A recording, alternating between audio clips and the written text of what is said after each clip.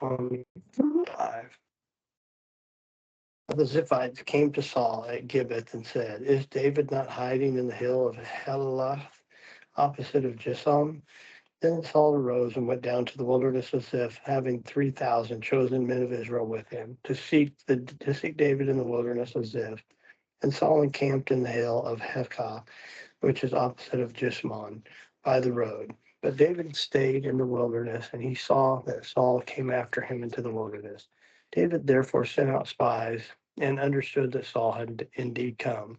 So David arose and came to the place where Saul had encamped, and David saw the place where Saul lay, and Abner the son of Ner, the commander of his army. Now Saul lay within the camp, with the people encamped all around him. Then David answered and said to Almach the Hittite and Eshbag the son of Zerath, brother of Joab, saying, "Who will go down with me to Saul in the camp?"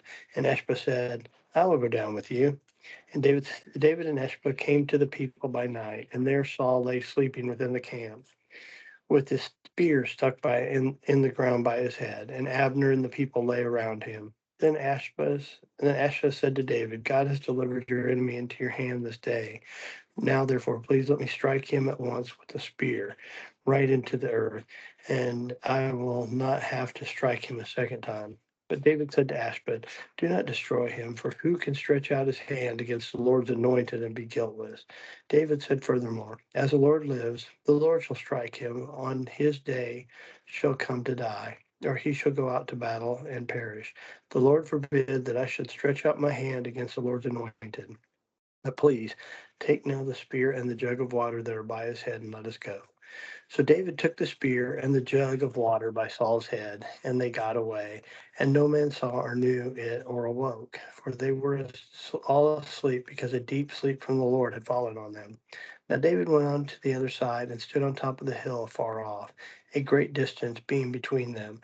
And David called out to the people and said to Abner, son of Ner, saying, "Do you not answer, Abner?"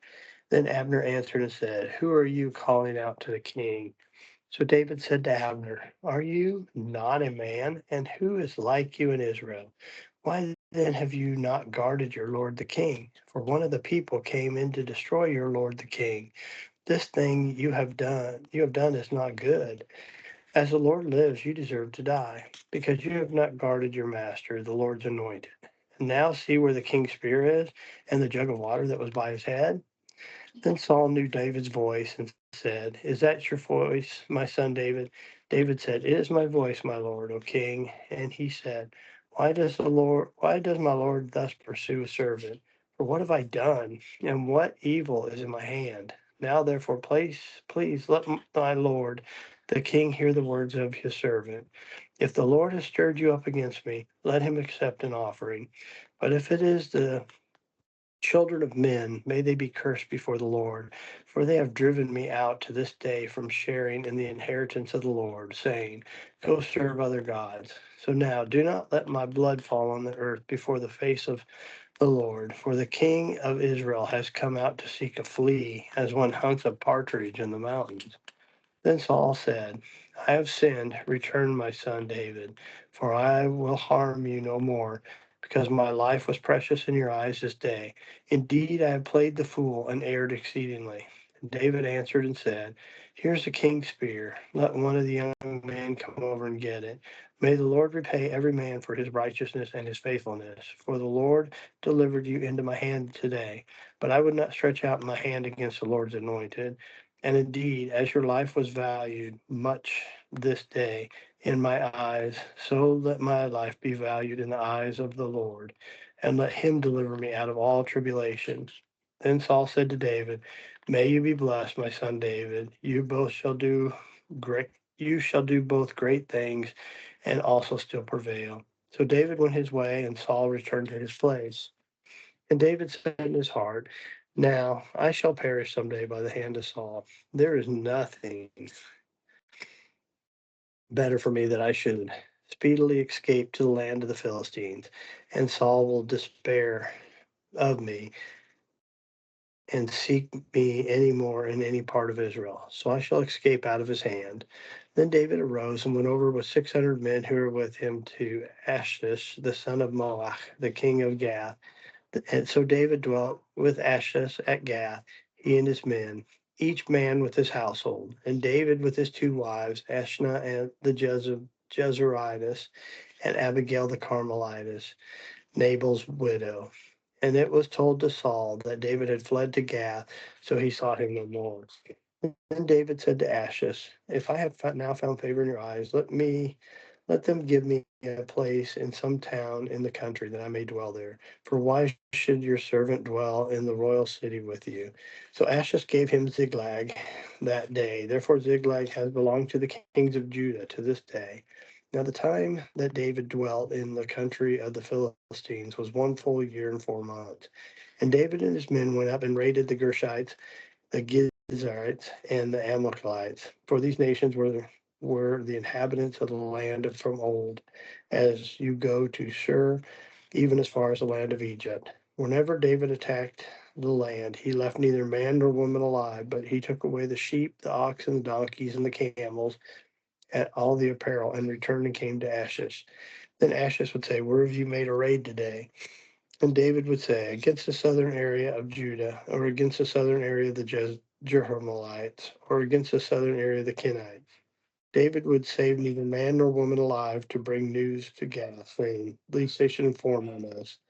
Thus David did, and thus was his behavior all the time he dwelt in the country of the Philistines.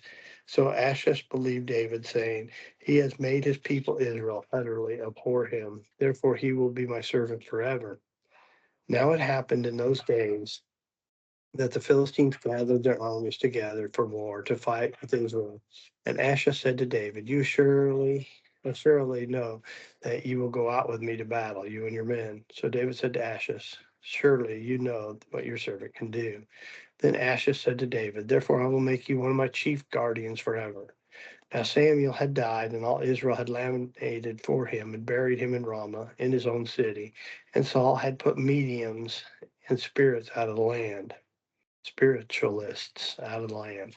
Then the Philistines gathered together and came and encamped at Shinnim. So Saul gathered all Israel together, and they encamped at Gilboa. When Saul saw the army of the Philistines, he was afraid, and his heart trembled greatly. And when Saul inquired of the Lord did not answer him, either by dreams or by Urim or by the prophets. So Saul said to his servants, "Find me a woman who's a medium, and I will go to her and inquire of her." And his servant said to him, "In fact, there is a woman who is a medium at Endor." So Saul disguised himself and put on outer clothes, and he went, and two men with him. And they came to the woman by night, and he said, "Please conduct a seance for me, and bring up for me one I shall name to you." Then the woman said to him, "Look, you know what Saul has done, how he has cut off the mediums and the spiritualists from the land. Why then do you lay a snare for my life and cause me to die?" And Saul swore to her by the Lord, saying, "As the Lord lives, no punishment shall come upon you this thing." And the woman said, "Whom shall I bring up for you?" And he said, "Bring up Samuel for me." And the woman saw Samuel, and she cried out with a loud voice. And the woman spoke to Saul, saying, Why have you deceived me? For you are Saul." And the king said to her, "Do not be afraid. What do you see?" And the woman said to Saul, "I saw a spirit ascending out of the earth." So he said to her, "What is his form?" And she said, "An old man is coming up, and he's covered with a mantle." So Saul perceived this was Samuel. He stooped with his face to the ground and bowed down. Now Samuel saw Saul, "Why have you disturbed me by bringing me up?" And Saul answered, "I am deeply distressed, for the Philistines make war against me, and God has departed from me, and does not answer me any more, neither by prophets nor by dreams. Therefore I have called you, that you may reveal to me what I should do." Then Samuel said, "So why do you ask me? Seeing the Lord has departed from you and has become your enemy. And the Lord has done for himself as he spoke by me. For the Lord has torn the kingdom out of your hand and given it to your neighbor David, because you did not obey the voice of the Lord, nor execute his fierce wrath upon the Amalek. Therefore, the Lord has done this thing to you this day. Moreover, the Lord will also deliver Israel with you into the hand of the Philistines. And tomorrow you and your sons will be with me. The Lord will also deliver the armies of Israel into the hands of the Philistines. Immediately Saul fell full length on the ground and was dreadfully afraid because of the words of Samuel, and there was no strength in him, for he had eaten no food all day or all night. And the woman came to Saul and said that he was severely troubled, and said to him, Look, your maidservant has obeyed your voice, and I have put my life in your hands, and heeded the words which you spoke to me. Now, therefore, please heed also the voice of your maidservant, and let me set a piece of bread before you and eat, that you may have strength when you go on your way. But he refused and said, I will not eat. So the servants, together with the woman, urged him, and he heeded their voice. Then he arose from the ground and sat on the bed. Now the woman had a fattened calf in the house, and she hastened to kill it. And she took flour and kneaded it, and baked unleavened bread from it. So she brought it before Saul and his servants, and they ate. Then they arose and went on their way that night. John 11, 1 through 54. Now a certain man was sick, Lazarus of Bethany, in the town of Mary and her sister Martha. And that it was this Mary who anointed the Lord with fragrant oil and wiped his feet with her hair, whose brother was Lazarus was sick. Therefore the sister sent for him, saying, Look, Lord, behold, he whom you love is sick. When Jesus heard that, he said, This sickness is not unto death, but for the glory of God, that the Son of God may be glorified through it. Now Jesus loved Martha and her sister and Lazarus. So when he heard that he was sick, he stayed 2 more days in the place where he was. Then after this, he said to his disciples, Let us go to Judea again. The disciples said to him, Rabbi, lately the Jews sought to stone you, and you are going there again? Jesus answered, Are there not 12 hours in a day? If anyone walks in the day, he does not stumble, because he sees the light of the world.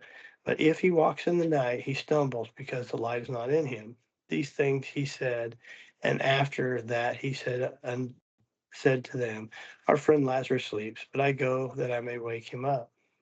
Then his disciples said, Lord, if he sleeps, he will get well.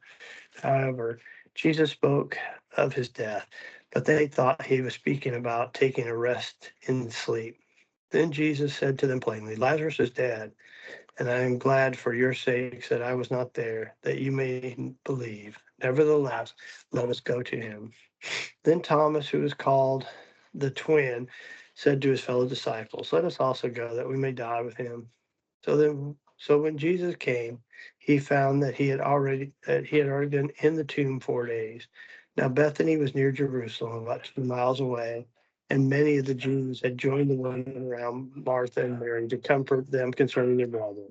Now Martha, as soon as she heard that Jesus was coming, went and met him, but Mary was still sitting in the house.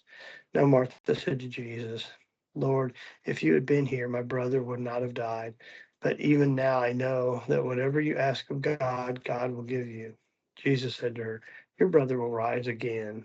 Martha said to him, I know that he will rise in the resurrection of the last day. Jesus said to her, I am the resurrection and the life. He who believes in me, though he may die, he shall live. And whoever lives and believes in me shall never die. Do you believe this? She said to him, Lord, yes, Lord, I believe that you are the Christ, the Son of God, who has come into the world.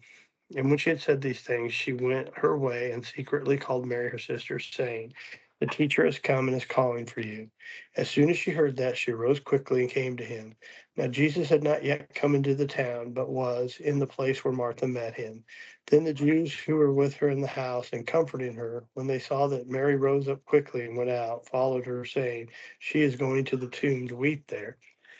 Then when Mary came where Jesus was and saw him, she fell down at his feet and saying to him, Lord, if you had been here, my brother would not have died. Therefore, when Jesus saw her weeping, and the Jews who came with her weeping, he groaned in the spirit and was troubled. And he said, Where have you laid him?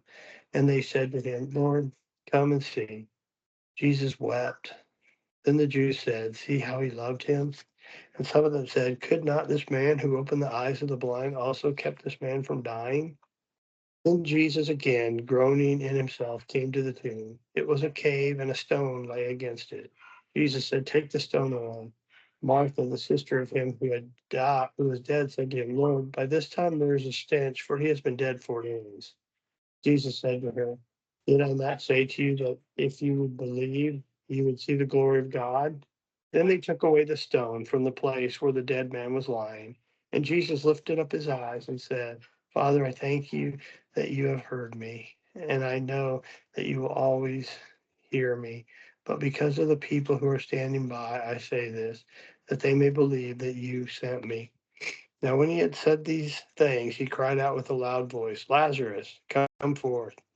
And he who had died came out, bound hand and foot with grave clothes, and his face was wrapped with cloth. Jesus said to them, Loose him and let him go.